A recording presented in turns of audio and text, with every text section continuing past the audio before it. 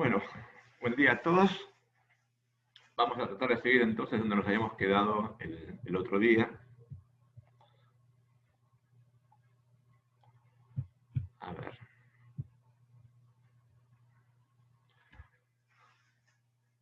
Creo que estábamos empezando, o sea, habíamos hablado un poquitito de la clorhexidina, así que podríamos pasar a hablar brevemente de los antisépticos a base de yodo.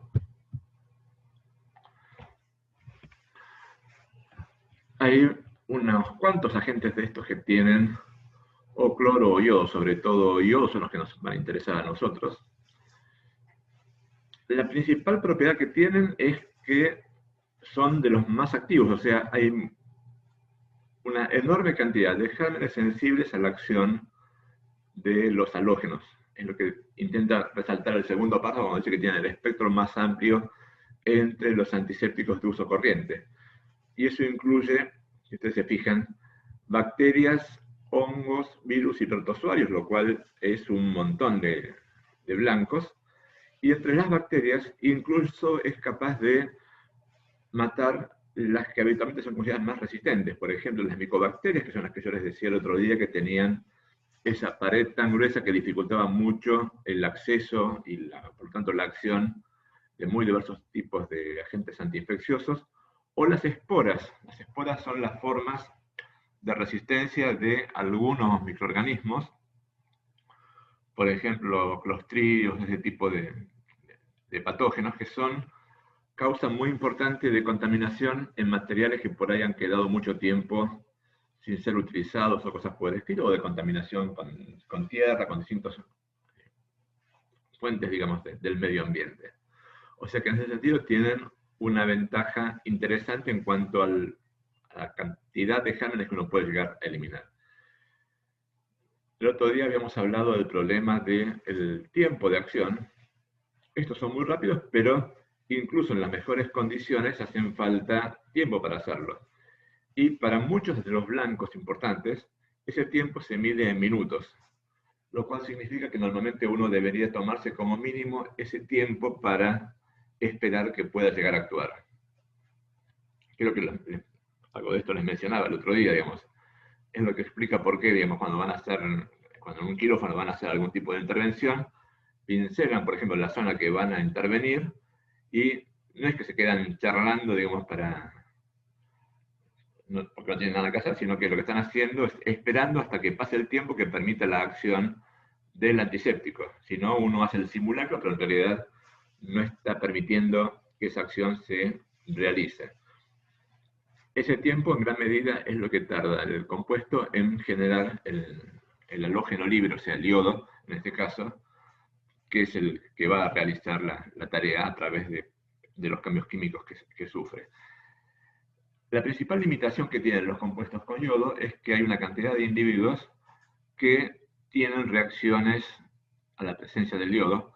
En general se los describe como alergia al yodo, pero no es alergia en el sentido verdadero del término.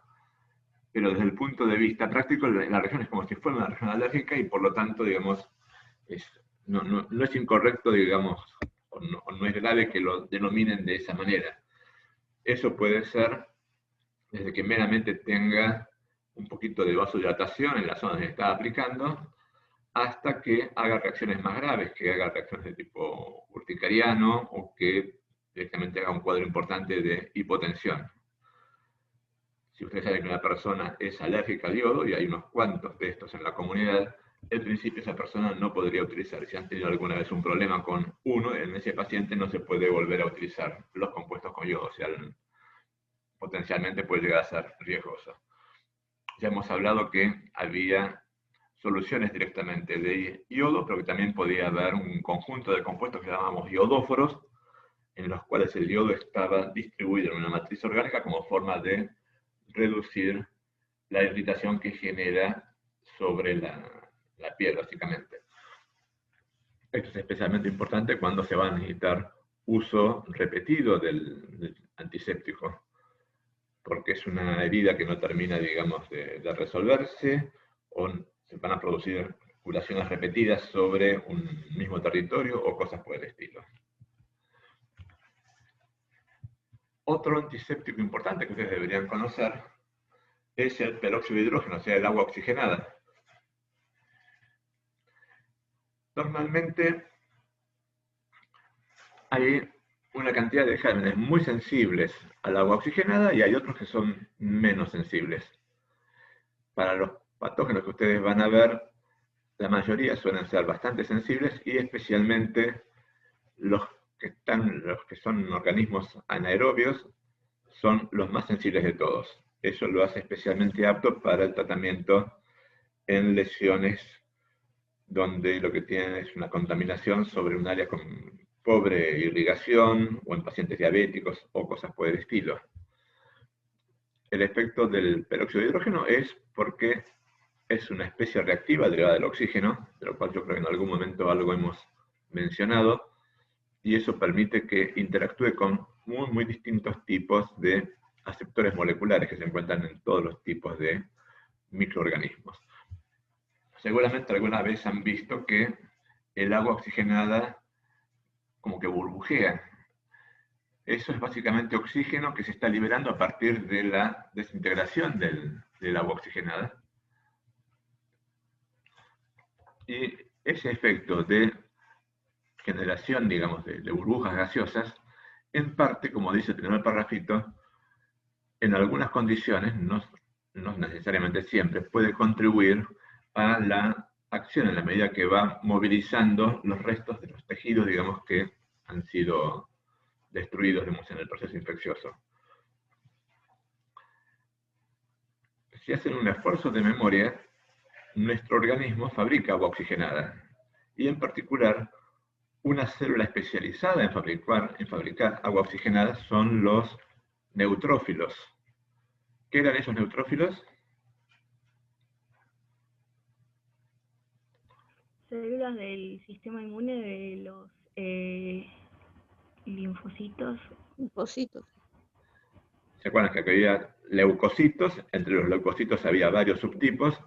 Uno de ellos eran los linfocitos que mencionaba la compañera recién, pero esos no son los neutrófilos. Los neutrófilos están dentro del grupo de los polimorfonucleares, que son los más abundantes y que son justamente especialistas en fagocitar y matar, una vez que los han fagocitado, distintos tipos de bacterias.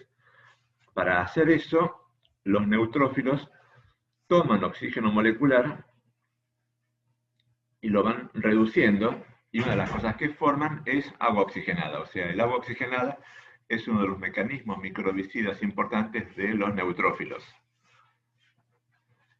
Y los neutrófilos existen en la naturaleza, digamos, incluso mucho antes de la evolución de los humanos. O sea, que las bacterias que son dañadas por el agua oxigenada en los neutrófilos han tenido muchos millones de años para evolucionar tratando de defenderse de ese mecanismo. Una consecuencia de eso es que hay una cantidad de microorganismos, bacterias y también bichos de otro tipo, que fabrican una enzima que se llama catalasa. Esa enzima es capaz de producir la inactivación del agua oxigenada, o sea, es una forma de defenderse del agua oxigenada. Los microorganismos que producen catalasa entonces son relativamente menos sensibles a la acción del peróxido de hidrógeno y puede ser que no tengan más dificultad, digamos, para enfrentarlos. Uno muy relevante que tiene esa capacidad es un patógeno que van a encontrar con alguna frecuencia a nivel de la piel, que es el estafilococo. O sea, a lo mejor, digamos, en algunas infecciones el agua oxigenada no es el mejor antiséptico, pero para la mayoría, sobre todo para las producidas en pies donde ustedes vean, digamos, que hay un problema serio de perfusión o diabéticos, digamos, que son una parte importante de sus pacientes, lo común es que haya infecciones por microorganismos anaerobios y esos son muy sensibles al peróxido de hidrógeno. Como es digamos, una especie reactiva del oxígeno, es capaz de reaccionar con un montón de cosas que no tienen que ver con la bacteria, sino con elementos normales de nuestro organismo, y ahí aparece un problema, porque si en la lesión que están tratando de digamos, tratar, digamos, con el peróxido de hidrógeno, hay sangre o pus, va a reaccionar, digamos, con esos elementos y lo que se gasta en oxidar, digamos, las proteínas de la sangre o los remanentes que pueda haber en el pus, digamos, no va a estar disponible para actuar sobre las bacterias. Como para todo lo que estamos discutiendo hasta ahora, lo que necesitan es tener una cierta cantidad, ¿no? O sea, si se gastó en oxidar, digamos, proteínas de la sangre, la cantidad que me está quedando es menos, y ahí aparece una limitación. La concentración mínima para tener el efecto antiséptico es el 3%. Van a ver que hay distintos tipos de preparados con distintos tipos de concentraciones. Cuanto más baja tenga la concentración, digamos, más susceptible va a ser justamente a la inactivación por los elementos que no son justamente los que ustedes están tratando de eliminar. Por otro lado, ese efecto del burbujeo que dijimos que se producía tiene que ver, digamos, con la inactivación espontánea, que es importante, y una consecuencia de eso es que las soluciones de peróxido de hidrógeno con el tiempo pierden concentración, aunque no se hayan utilizado simplemente por la inactivación espontánea. O sea, no usen preparados muy viejos, que a lo mejor han dejado, digamos, el frasco en un estante, digamos, en el consultorio o en algún botiquín. Profesor. Sí, te escucho. ¿Cuánto tiempo más o menos un frasquito común de la farmacia lo podríamos tener abierto? Digamos, si lo abriste y lo tapaste es una cosa, si lo dejaste abierto, digamos, lamentablemente, digamos, en muy poco tiempo, digamos, abierto se va a inactivar. Cerrado, no estoy seguro del tiempo, pero por lo menos un mes seguro. Gracias. Bueno, volviendo entonces a donde estábamos. Otro grupo importante de antisépticos que en una época tuvieron un momento de gloria son los que tienen mercurio como componente activo. Eso ha ido cambiando y al día de hoy los compuestos con mercurio en general son considerados poco recomendables y en algunas situaciones directamente habría que evitarlos. El más popular de todos es uno que se llama tiomersal. En otros textos lo van a ver como timerosal. Las dos denominaciones son correctas y las dos son sinónimos. Es lo que ustedes han visto probablemente alguna vez en una solución coloreada, que era el mertiolate clásico, lo habrán visto seguramente más de una vez. El mertiolate es una marca comercial de este principio activo. Como pasa en nuestro país con muchas cosas, cuando empezó a perder, digamos, preeminencia, digamos, los compuestos con mercurio, habrán visto que han aparecido mertiolate, digamos, sin color. Eso, digamos, le han cambiado la fórmula. O sea, el que tiene mercurio es el que tiene el color rojo anaranjado característico, digamos, del clásico. Todavía sigue estando disponible, pero se usa relativamente menos en este momento. El problema por el cual se lo considera poco recomendable es que, desgraciadamente, el mercurio es muy tóxico e incluso administrado en la superficie de la piel, una fracción de ese mercurio se puede absorber. Con lo cual, dependiendo del individuo en el cual se está aplicando, digamos, puede haber mayor o menor riesgo de que esto tenga alguna implicancia. En la práctica para adultos el riesgo es muy bajo, sobre todo si la exposición, digamos, no es tremendamente prolongada, pero en lo cualitativo, digamos, es considerado una droga, digamos, que tiene un riesgo subestándar. En la práctica, esa toxicidad del mercurio puede ser de distintos niveles, digamos. Por un lado puede ser lesivo para la propia piel, y ahí, digamos, puede haber distintos tipos de problemas, incluyendo la formación de lesiones como ampollas o de sensibilización, generando un cuadro que alguna vez habrán escuchado en el hospital, se llama dermatitis de contacto.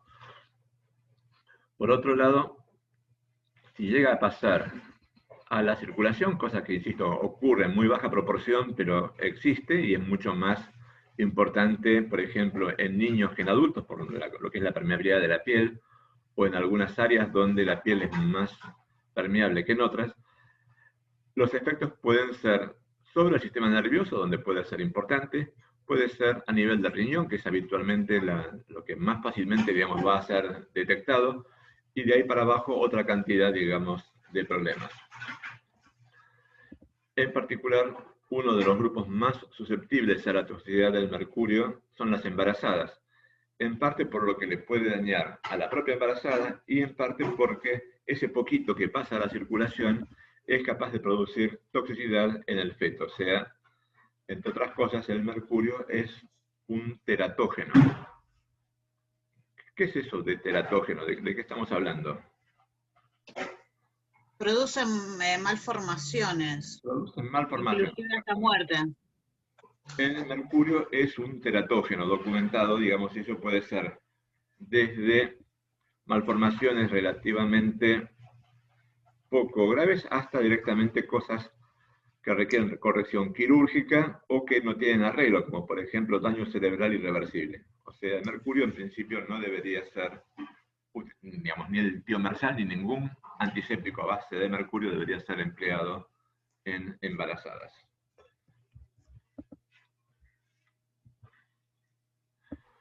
¿El mertiolate es el único que tiene mercurio o hay otros, no sé, el Pervinol, la riforcina, no sé? No, la rifocina ¿Hay no otro? y el Pervinox tampoco. Hay más antisépticos con mercurio, digamos, en general, de marcas mucho menos populares. Digamos. El más popular de los así de uso corriente era el mertiolate. Y insisto, es el mertiolate que ustedes van a ver de color rojo anaranjado, porque hay mertiolate, digamos, con otros antisépticos que le fueron agregando justamente para aprovechar la popularidad de la marca sin perder el mercado. Ajá. Otra droga de la cual tenemos que hablar un segundito es el cloruro de lapidio. El cloruro de lapidio es también un detergente. Si ustedes lo buscan en la literatura internacional, en general no es de los más utilizados, pero en nuestro país ha tenido una importante penetración, o sea, hay muchas instituciones donde se emplea regularmente. Como mucho de lo que estamos hablando, se puede emplear como desinfectante, por ejemplo, para hacer decontaminación química de algún tipo de material quirúrgico, por ejemplo, o como antiséptico.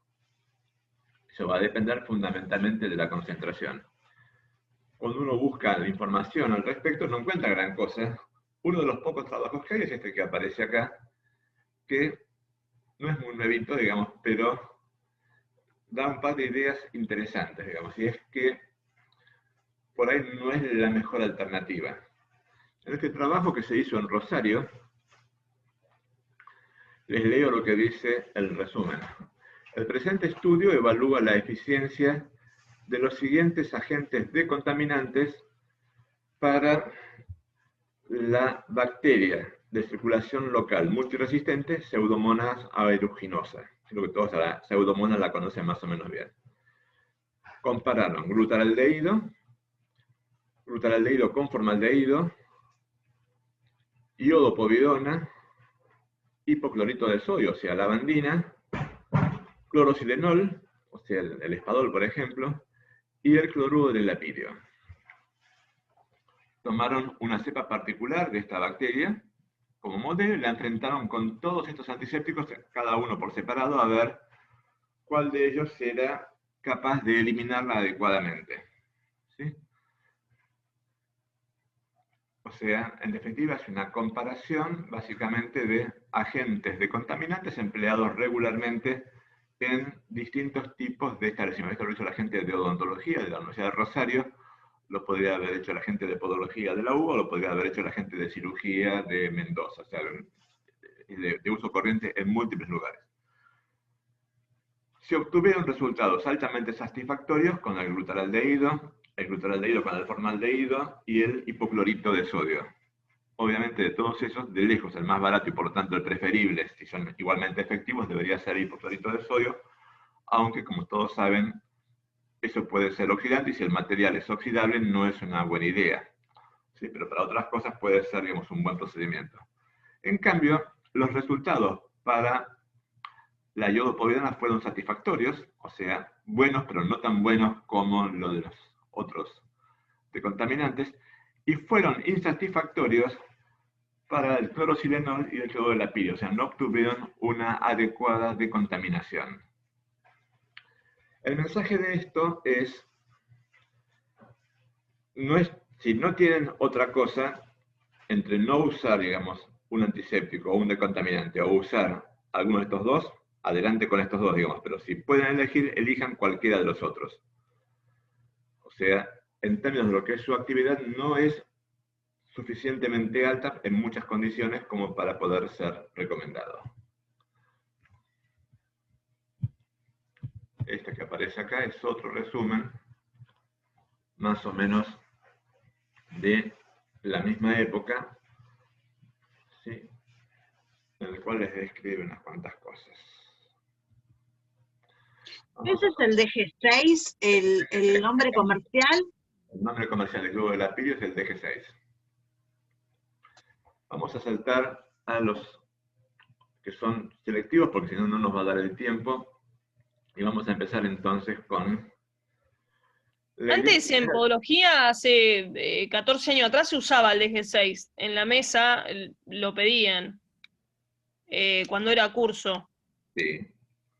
Y ahora ya no. Y después se sacó. Bueno, lo que me refiero es, si no hay otra cosa, claramente es mejor que nada. Si tienen otra alternativa para elegir, elijan la otra. ¿De acuerdo? Sí. Bien. Y ahora se usa el cloroxilenol. De hecho, lo Sí. usamos en el consultorio. ¿Qué otra cosa usted nos recomendaría, por ejemplo? Bueno, pues Que te no digo, sea ¿no? eso. Las 4 que fueron ahí evaluados y que le dieron mejor eran los aldehídos, o sea, tanto el glutaraldehído, que en general es caro, el glutaraldehído con formaldehído, el hipoclorito de sodio y eventualmente la iodopovidona. Cualquiera de esos es mejor que o el clorosilenol o el clorolapidio. Seguimos un cachito, chicas, porque en serio estamos, para variar, atrasados. Bueno, este señor que aparece acá se sacó el premio Nobel, entre otras cosas porque estudió mucho el sistema inmune de la gente, es el que demostró que las embarazadas le pasaban los anticuerpos al bebé a través de la placenta, o que la lactancia materna era beneficiosa, o sea, una cantidad de cosas muy obvias, pero que él fue el que demostró que servían, digamos, o sea, que existían y que servían. Pero además de eso, hizo otra cantidad de cosas. Fue el primero que pudo encontrar un tratamiento adecuado para las personas con sífilis. Esto es principios del siglo XX, y en esa época la sífilis era más o menos como el HIV al día de hoy. Una enfermedad de transmisión sexual con un curso prolongado que no tenía tratamiento curativo, con lo cual los pacientes empezaban una historia habitualmente muy, muy complicada que terminaba siempre mal. Este señor estudió sistemáticamente cómo se podía actuar, digamos, contra el treponema, que acababa de ser descubierto un par de años antes, y encontró que, comparando un montón de moléculas fabricadas en una empresa química de Alemania de esa época, había una que era capaz de matar al treponema sin matar al conejo que usaban como modelo experimental para ver la infección. O sea que de alguna manera tenía toxicidad diferente contra el microorganismo que producía la infección que contra el individuo infectado que la padecía. Eso fue la punta del ovillo que permitió tratar exitosamente las infecciones a nivel sistémico. Claro, porque en esa época, profesor, el problema no era encontrar la solución, sino que no matara a la gente que lo transportaba. Claro, imagínate, digamos, inyectarse lavandina para tratar una infección. Claro. Mata al bicho, pero también mata al paciente. Claro. Las cosas eran, lamentablemente, durante muchísimo tiempo fue eso. O sea, el descubrimiento por primera vez de cosas que podían ser utilizadas para tener efecto dentro del organismo fue un cambio revolucionario en el momento. Primera cosa, le puso el nombre de quimioterapia. Cualquier libro de texto al día de hoy en medicina de tratamientos tiene más o menos un tercio dedicado a la quimioterapia, o sea, es un pedazo enorme de los tratamientos actuales dentro de todas las ciencias biomédicas.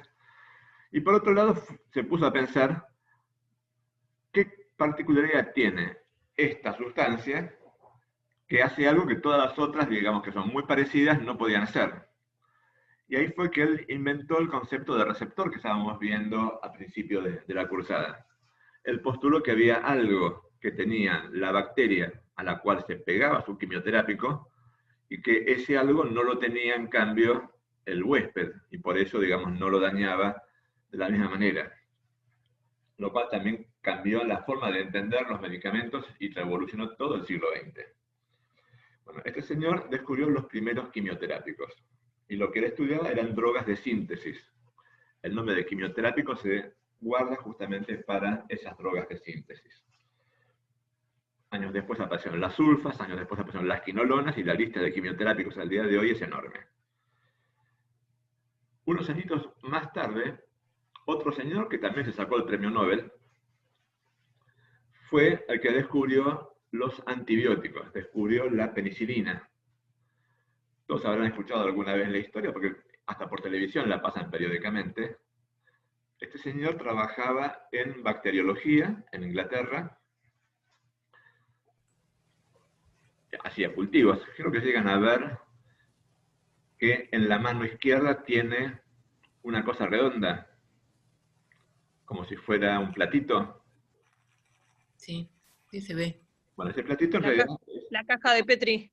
es una cápsula de Petri en la cual hace un cultivo, digamos, que es lo que está haciendo, digamos, con el anza que tiene en la mano derecha.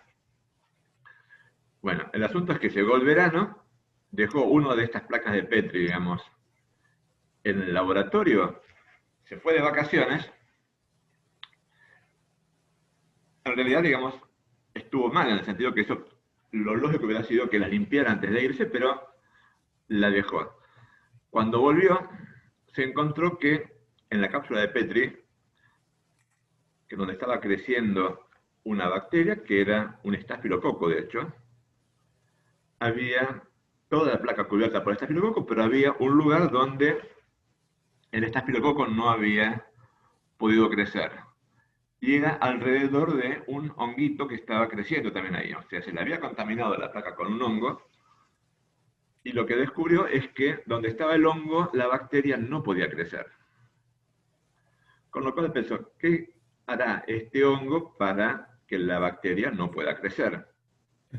El hongo era una familia de hongos que se llama Penicillium, y muy poquito tiempo después se encontró que lo que fabricaba ese hongo era una sustancia que se llama penicilina, justamente en homenaje al hongo del cual salió, que era capaz de matar a los estafilococos.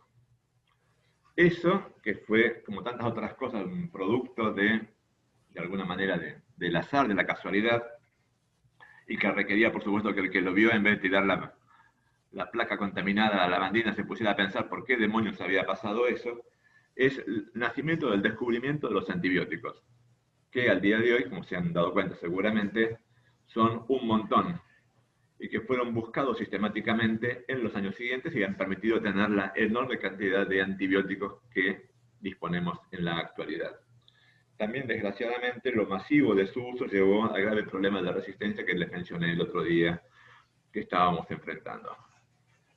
Quimioterápicos y antibióticos son dos tipos de sustancias que tienen la capacidad de dañar y eventualmente matar distintos tipos de agentes infecciosos, apuntándoles con selectividad a algunos de sus componentes, o sea, tienen toxicidad diferencial sobre el bicho con respecto a lo que le pueden hacer al huésped. No quiere decir que al huésped no le hagan nada, pero no le hacen lo mismo que a la bacteria o al hongo o al tipo de germen que vayan a considerar. Profe, ¿y el consumo reiterado de antibióticos no provoca que los anticuerpos naturales del cuerpo, o sea, como que se acostumbren a que los ayuden y no elabora anticuerpos normales? No, eso no. Afortunadamente hacen un montón de macanas, pero esa en particular... Hasta no se vuelven adictos a eso y... No. Pero... No, bueno, digamos, hacen un montón de otras cosas. El que se hace, de alguna manera, se acostumbra a ellos, es la bacteria, que es el problema que tenemos. Pero no genera que el sistema inmune, digamos, se haga más flojito y nada por el estilo, ¿no? Eso no... Hasta donde Porque la bacteria puede mutar para soportarlos. Sí, y lo hacen regularmente. Y ese es el problema que tenemos ahora.